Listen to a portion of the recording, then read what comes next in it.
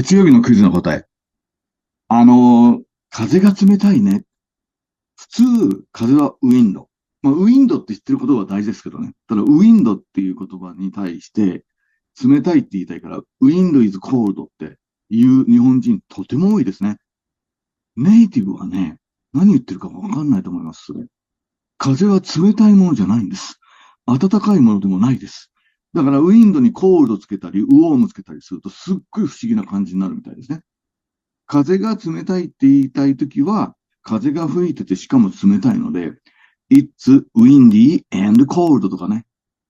もしくは It's cold and windy っていうふうに、It's windy 風が吹く。で、寒いの cold を一緒に使った方がいいですね。それから2番の方の何々した方がいいよっていう言い方は、had better は絶対使っちゃダメ。今回は might not want to を答えとして選んでください。さて、では今日の問題。待ってください。